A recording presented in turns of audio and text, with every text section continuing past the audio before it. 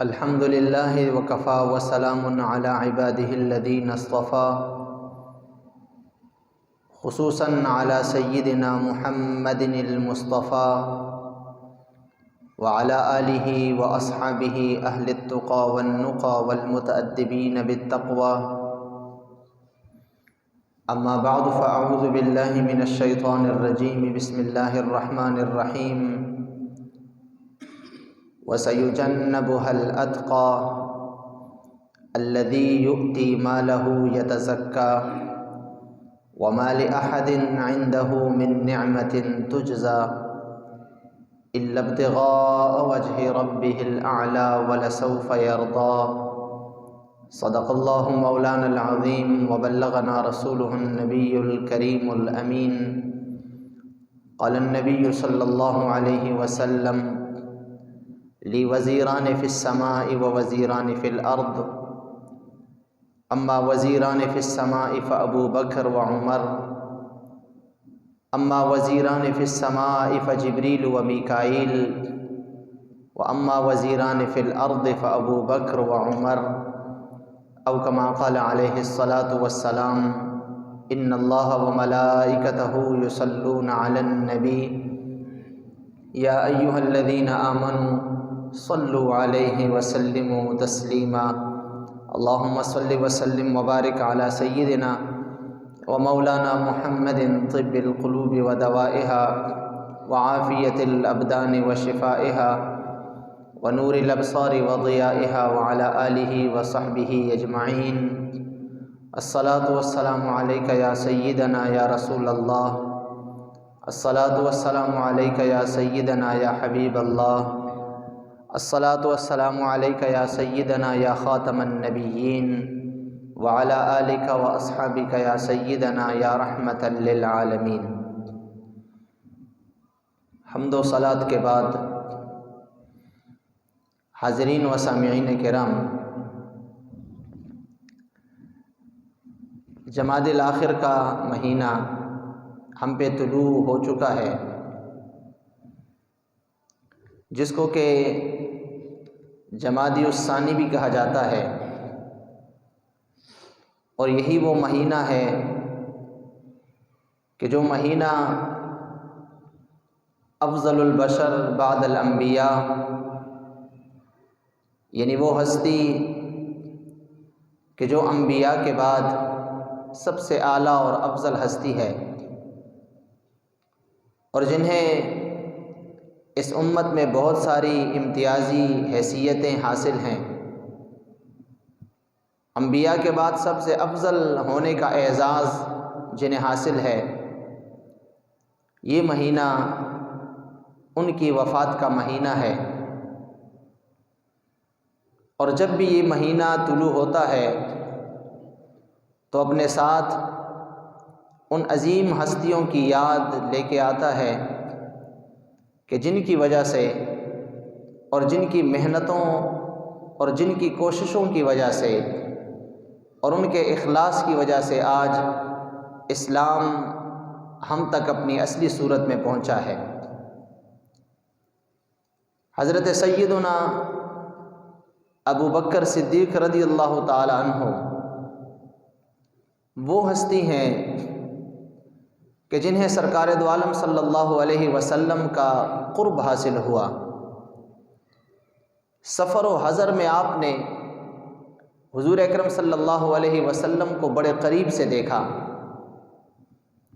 آپ کی نجی زندگی سے لے کر آپ صلی اللہ علیہ وسلم کی سیاسی زندگی تک، اور آپ کے نجی معاملات سے لے کر عالمی معاملات تک، آپ صلی اللہ علیہ وسلم کی ہر ایک ادا اور آپ صلی اللہ علیہ وسلم کی ہر ایک سنت کو حضرت ابو بکر صدیق رضی اللہ تعالی عنہ نے بڑے بغور سے مطالعہ فرمایا. آپ تعریف محتاج نہیں ہیں. حضرت ابو بکر رضی اللہ تعالی عنہ وہ شخصیت ہیں کہ جن کا ذکر سرکار دو عالم صلی اللہ علیہ وسلم کے ذکر کے ساتھ اکٹھا اللہ تعالیٰ نے تورات اور انجیل میں بھی نازل فرمایا. آپ رضی اللہ تعالی عنہ کا ذکر تورات اور انجیل میں بھی موجود تھا کہ حضور اکرم صلی اللہ علیہ وسلم جو نبی آخر الزمان ہوں گے، ان کے قریبی ساتھیوں میں سے سب سے افضل اور سب سے قریبی ساتھی وہ حضرت ابو بکر ہوں گے۔ اور حضرت ابو بکر رضی اللہ تعالی عنہ کو یہ عظیم شرافت اور یہ عظیم مرتبہ جو اللہ نے عطا فرمایا، اس کی بنیادی وجہ وہ حضور اکرم صلی اللہ علیہ وسلم سے بے پناہ عقیدت اور محبت تھی۔ آپ نے اپنی تمام زندگی میں حضور اکرم صلی اللہ علیہ وسلم سے دلی محبت فرمائی، عشق کی حد تک آپ نے سرکار دو عالم صلی اللہ علیہ وسلم سے عقیدت رکھی۔ یہی وجہ ہے کہ تمام صحابہ کرام میں آپ کا مرتبہ اور آپ کی فضیلت وہ نمایاں ہے۔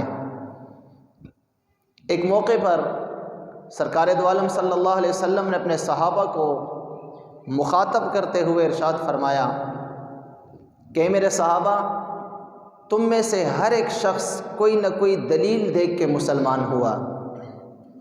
تم میں سے جسے بھی میں نے اپنے دین کی دعوت دی، اپنے نبی اور رسول ہونے کے لیے کہا، تو تم میں سے ہر ایک شخص نے مجھ سے دلیل طلب کی، لیکن تم میں واحد حضرت ابو بکر ہیں جن کے سامنے جب میں نے اپنا دین پیش کیا، اپنی نبوت اور رسالت کی بات رکھی، تو انہوں نے مجھ سے کوئی دلیل اور حجت طلب نہیں فرمائی، بلکہ بلا چوں چارہ، بغیر کسی سوال اور بغیر کسی ہچکچاہٹ کے وہ میرا کلمہ پڑھ کے میرے دین میں داخل ہوئے۔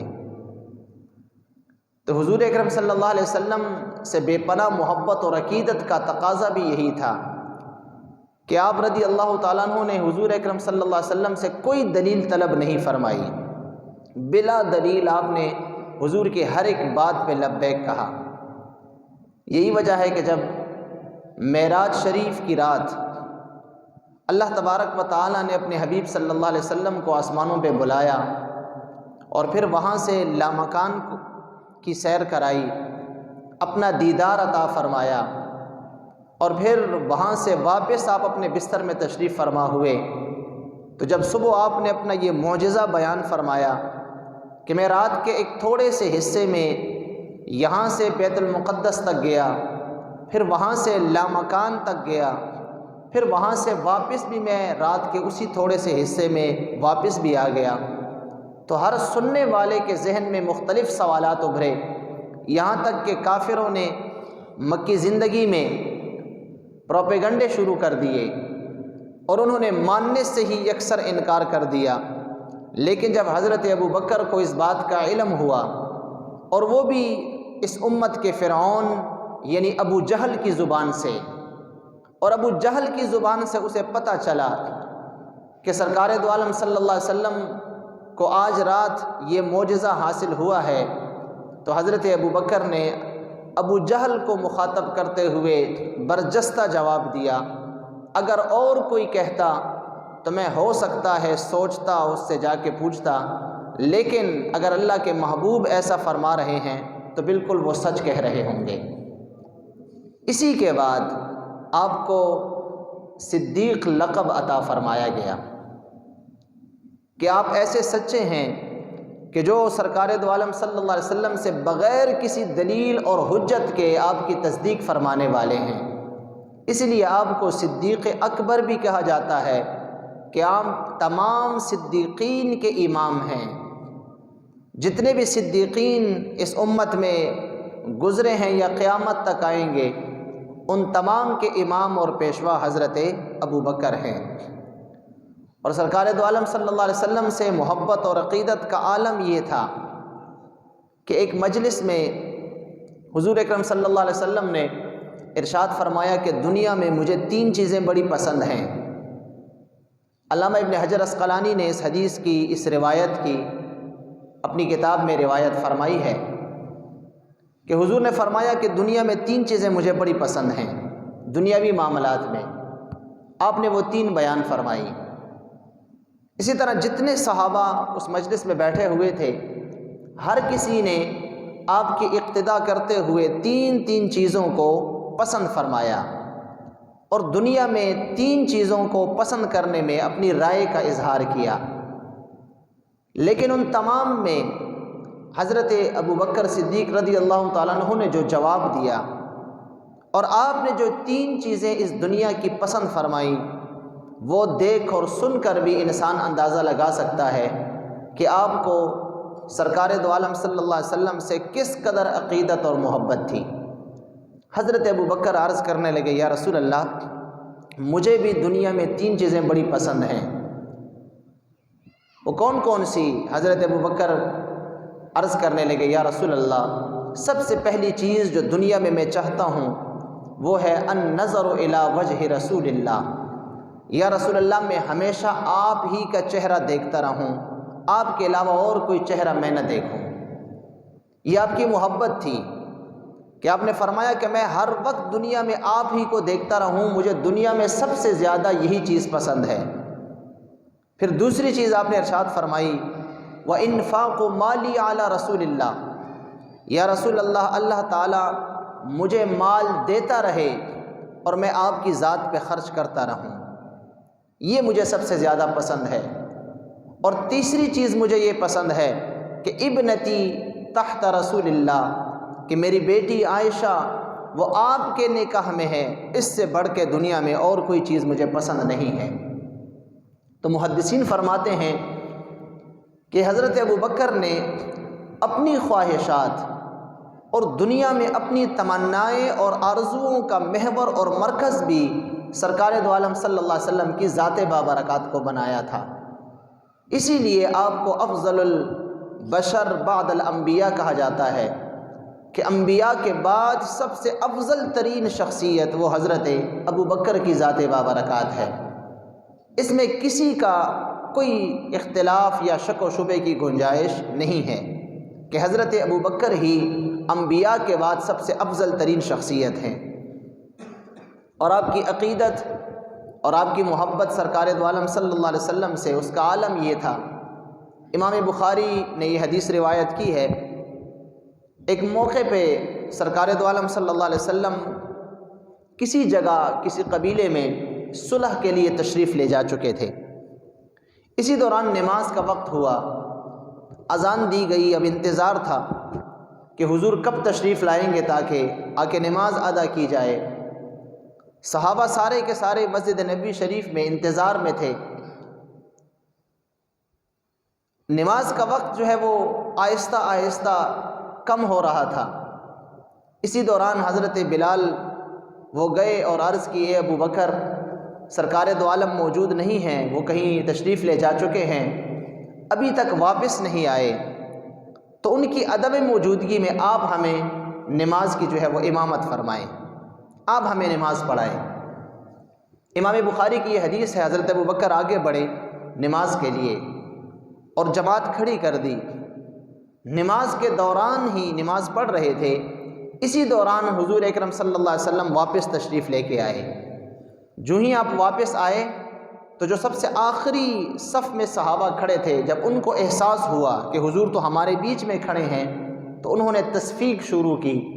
اس زمانے میں تصفیق اسلام میں ابتداً جائز تھی کہ اگر امام کو کوئی لقمہ دینا ہوتا تھا تو وہ ہاتھ پہ ہاتھ اس طرح مارا کرتے تھے۔ بعد میں پھر اس کو ختم کر دیا گیا اور سبحان اللہ سے یا اللہ اکبر سے امام کو لقمہ دینے کے لیے کہا گیا۔ اب اس زمانے میں چونکہ تصفیق ہوتی تھی تو صحابہ نے تصفیق کی، ایک ہاتھ پہ دوسرے ہاتھ کو اس طرح مارا، تو اگلی جو صف تھی وہ صحابہ وہ بھی جان گئے کہ پیچھے سرکار دو عالم کھڑے ہیں، انہوں نے حضور کو آگے جگہ دی۔ پھر اس سے اگلی صف میں انہوں نے حضور کو پھر آگے جگہ دی، تو حضور اکرم صلی اللہ علیہ وسلم نماز ہی کے دوران اس طرح جو ہے وہ پہلی صف میں پہنچ گئے اور اب حضرت ابو بکر کے پیچھے جا کے کھڑے ہو گئے۔ اب اگلی صف والے جو صحابہ تھے انہوں نے تصفیق کی، اس لیے تاکہ حضرت ابو بکر سمجھ جائیں کہ حضور تشریف فرما ہیں اور آپ کے پیچھے کھڑے ہیں۔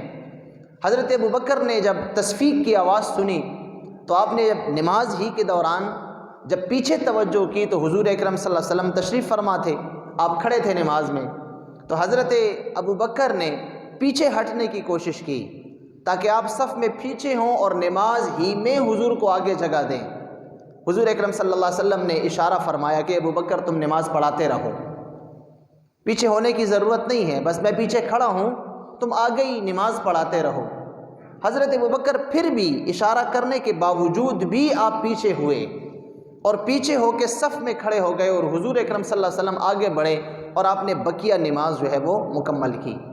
اب نماز فارغ ہونے کے بعد حضور اکرم صلی اللہ علیہ وسلم نے ارشاد فرمایا، اے ابو بکر، جب میں نے تجھے اشارہ کر دیا تھا کہ نماز پڑھاتے رہو تو پھر تم پیچھے کیوں ہٹے؟ نماز مکمل کر لیتے، میں تمہارے پیچھے کھڑا تھا۔ تو حضرت ابو بکر نے وہ عشق اور محبت سے بھرا ہوا جواب دیا۔ آپ نے عرض کی، یا رسول اللہ، ابو قحافہ آپ کے والد کا نام تھا، ابو قحافہ کے بیٹے کے لیے یہ بات جائز نہیں ہے کہ وہ سرکار دو عالم صلی اللہ علیہ وسلم کے آگے کھڑے ہو کے نماز پڑھے، یہ آپ کے لیے جائز نہیں ہے، میں آپ کے آگے اور آپ کے سامنے کھڑے ہو کے نماز نہیں پڑھ سکتا۔ تو محدثین فرماتے ہیں یہ حضرت ابو بکر کا وہ عشق اور محبت تھا کہ جو عشق اور محبت حضرت ابو بکر کو جو ہے وہ عروج کی بلندیوں تک لے گیا اور آپ کو وہ مقام اور مرتبہ عطا فرمایا کہ جو کسی اور صحابی کو نہیں مل سکا۔ تو حضرت ابو بکر رضی اللہ تعالیٰ عنہ نے کئی مواقع پر اسی طرح اپنی محبت اور عشق کو ظاہر کیا، یہاں تک کہ محدثین فرماتے ہیں جنہوں نے حضرت ابو بکر کی سیرت پہ تحقیق کی ہے اور حضرت ابو بکر کے جو نمایاں خصوصیات ہیں ان کو جمع کیا ہے، تو ایک بات وہ تمام محققین فرماتے ہیں کہ جو سوچ اور جو بات اور جو جواب کسی بھی سوال کا حضور اکرم صلی اللہ علیہ وسلم دیا کرتے تھے، حضرت ابو بکر بھی بعین ہی وہی دیا کرتے تھے۔ حالانکہ انہوں نے حضور کا جواب سنا نہیں ہوا کرتا تھا، آپ کی رائے آپ نے سنی نہیں ہوتی تھی، لیکن اس کے باوجود حضور اکرم صلی اللہ علیہ وسلم سے عقیدت اتنی زیادہ تھی کہ اللہ تعالیٰ نے حضرت ابو بکر کو یہ شرافت عطا کی تھی کہ جو سوچ حضور کی ہوا کرتی تھی وہی حضرت ابو بکر کی بھی ہوا کرتی تھی۔ یہاں تک کہ حضرت عمر خود فرماتے ہیں، امام بخاری اور مسلم کی یہ روایات میں ہے، حضرت عمر فرماتے ہیں جب صلح حدیبیہ ہوئی ہجرت کے 6 سال، جب ہم نے قریش مکہ کے ساتھ ایک معاہدہ کیا، جس معاہدے میں بظاہر مسلمانوں کو شکست تھی بظاہر، اور تمام کے تمام انہی کے مطالبات مانے گئے، تو حضرت عمر کو بڑا جلال آیا۔ حضرت عمر فرماتے ہیں میں حضور اکرم صلی اللہ علیہ وسلم کے پاس آیا اور عرض کی، یا رسول اللہ کیا ہم حق پہ نہیں ہیں؟ حضور نے فرمایا ہاں بالکل ہیں۔ اور کیا یہ مشرکین مکہ جو قریش ہیں کیا یہ باطل پہ نہیں ہیں، غلط نہیں ہیں؟ ہاں ہاں بالکل ہیں۔ یا رسول اللہ کیا ہمارے مقتولین جنت میں اور ان کے مقتولین جہنم میں نہیں ہیں؟ حضور نے فرمایا بالکل ہیں۔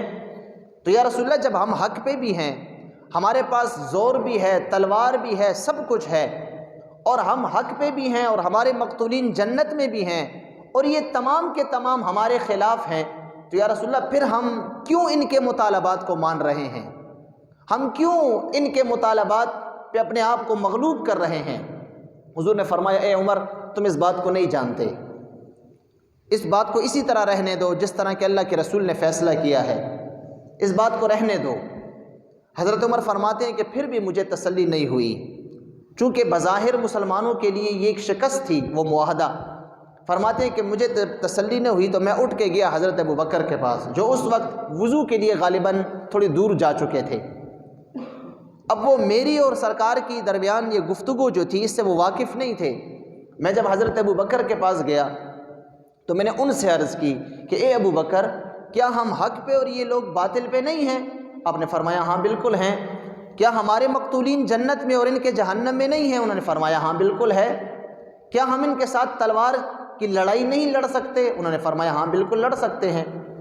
تو پھر ہم کیوں ان سے جو ہے وہ ان کے مطالبات کو مان رہے ہیں اور بظاہر ہم کیوں شکست تسلیم کر رہے ہیں؟ تو حضرت ابو بکر نے بھی مجھے وہی بعین ہی انہی الفاظ میں جواب دیا کہ جن الفاظ میں حضور اکرم صلی اللہ علیہ وسلم نے مجھے جواب دیا تھا۔ تو میں سمجھ گیا کہ حضور اکرم صلی اللہ علیہ وسلم اور حضرت ابو بکر کی ایک ہی رائے اللہ تبارک و تعالیٰ نے پیدا فرمائی ہے۔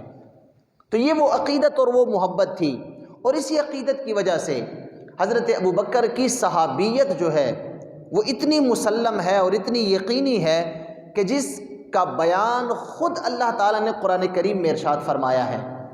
قرآن کریم نے اللہ تبارک و تعالیٰ نے حضرت ابو بکر کو حضور اکرم صلی اللہ علیہ وسلم کا صحابی گردانا ہے کہ یہ حضور کے صحابی ہیں۔ سورۃ توبہ میں 10ویں پارے میں اللہ تعالیٰ ارشاد فرماتا ہے، وہ غار ثور کا واقعہ، جب ہجرت کی رات آپ نے 3 دن غار ثور میں قیام کیا تھا اور حضرت ابو بکر بھی ساتھ تھے، تو اللہ تعالیٰ نے اس کی منظر کشی کرتے ہوئے سورۃ توبہ میں فرمایا ثانی اثنین، ان دو میں سے جو دوسرا تھا، اذ یقول لصاحبہ، جب اس نے اپنے دوست کو کہا، یعنی جب حضور اکرم صلی اللہ علیہ وسلم نے اپنے صاحب، اذ یقول لصاحبہ، جس نے اپنے صحابی کو کہا، اور وہ کون تھے اس وقت؟ اس رات حضرت ابو بکر تھے، لا تحزن ان اللہ معنا، اے میرے دوست، اے میرے صحابی، پریشان نہ ہو، غمزدہ نہ ہو، ان اللہ معنا، اللہ ہمارے ساتھ ہے، اور اللہ تعالیٰ ان مشرکین کے شر سے ہمیں محفوظ رکھے گا۔ تو آپ کی صحابیت حضرت ابو بکر کی وہ قرآن نے بیان فرمائی ہے، اور قرآن نے آپ کے لیے صاحب کا لفظ استعمال کیا ہے کہ جس لفظ سے صحابی بھی بنا ہے۔ تو حضرت ابو بکر رضی اللہ تعالیٰ عنہ وہ ہمارے اکابر اور ہمارے اسلاف میں سب سے پہلی شخصیت ہیں۔ دین کے سربلندی کے لیے انہوں نے بڑے کارنامے اور بہت خدمات سر انجام دی ہیں۔ ہم تک جو اسلام آج صحیح معنوں میں پہنچا ہے، اسلام کی صحیح تصویر ہمارے سامنے اگر آج موجود ہے تو یاد رکھیے اس میں سب سے بڑا کردار حضرت ابو بکر صدیق رضی اللہ تعالیٰ عنہ کا ہے۔ آپ کے دور خلافت کے چند نمایاں جو ہے وہ جو احکامات ہیں، چند نمایاں جو آپ کے کارنامے ہیں، انشاءاللہ اگلے جمعے بیان کروں گا۔ اللہ تعالیٰ ان کے درجات بلند فرمائے، اور اللہ تعالیٰ ہمیں بھی ان کے نقش قدم پہ چلنے کی توفیق عطا فرمائے۔ اللہم ربنا آتنا فی الدنیا حسنہ وفی الآخرۃ حسنہ وقنا عذاب النار وادخلنا الجنۃ مع الابرار یا عزیز یا غفار یا رب العالمین، وصلی اللہ علی النبی الامی برحمتک یا ارحم الراحمین۔